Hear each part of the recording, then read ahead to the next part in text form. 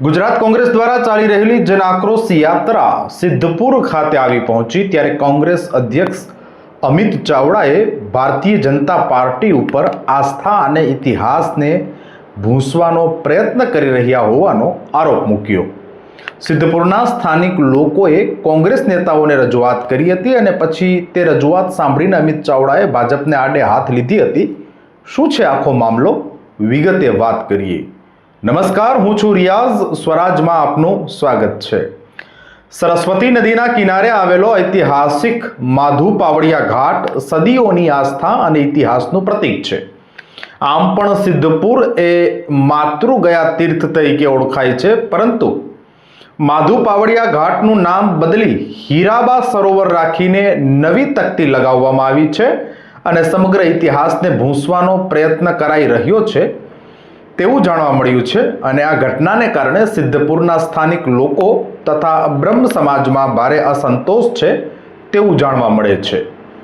માધુ પાવડિયા ઘાટનું નામ હીરાબા સરોવર કરવાના નિર્ણય સામે સિદ્ધપુરના બ્રાહ્મણોમાં ઉગ્ર આક્રોશ છે તેવું અમિત ચાવડાએ કહ્યું હતું।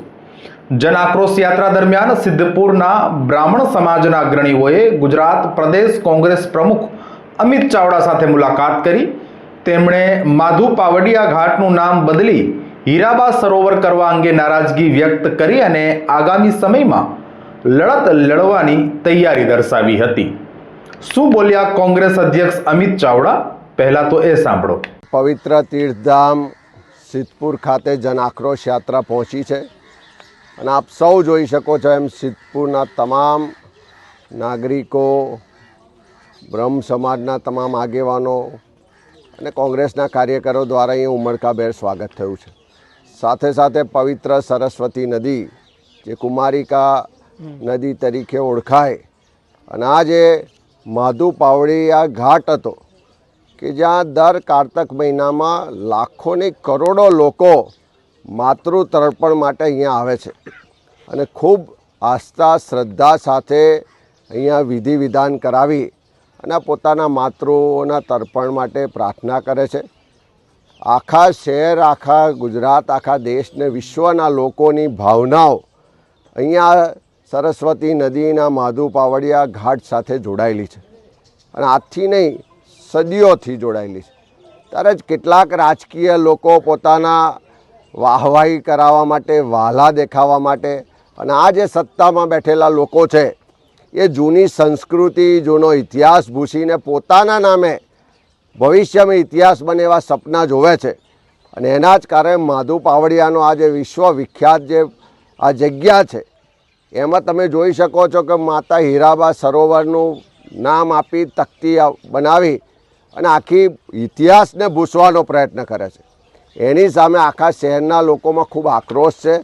આજે લેખિત રજૂઆત કરીને શહેરના બ્રહ્મ સમાજના આગેવાનો, બ્રાહ્મણો, પૂજારીઓ, સર્વ નાગરિકો કહી રહ્યા છે કે આ પવિત્ર સરસ્વતી નદીની એક આગવી ઓળખ છે, આ માધુ પાવડિયા ઘાટની એક આગવી ઓળખ છે।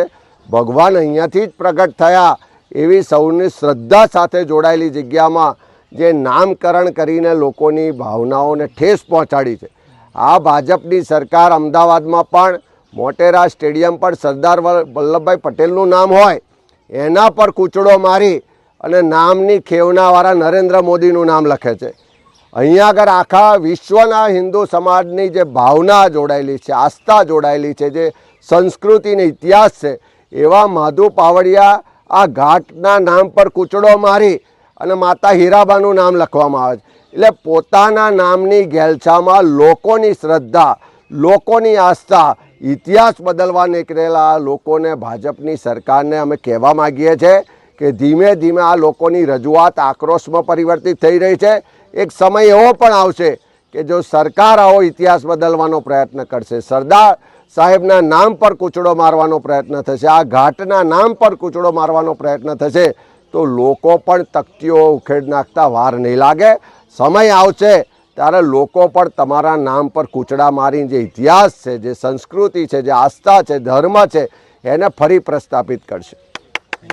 આ સાથે જ કોંગ્રેસ પ્રમુખ અમિત ચાવડાએ તાતા તીર છોડ્યા અને કહ્યું કે ભાજપ સરકારને લોકોના પ્રશ્નો સાથે લેવા દેવા નથી।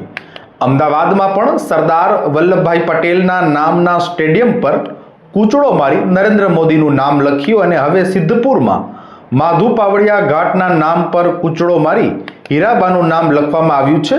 પોતાના નામની ગેલછામાં લોકોની શ્રદ્ધા અને આસ્થા પર વાર કરવામાં આવી રહ્યો છે અને જો સરકાર લોકોની આસ્થાનું અપમાન કરતી રહેશે તો આગામી સમયમાં નાગરિકોને આ રાજકીય તકતીઓ ઉખાડતા સમય નહીં લાગે. સમાચારોમાં અત્યારે બસ આટલું જ. આવી જ અપડેટ્સ માટે જોતા રહો સ્વરાજ. ધન્યવાદ.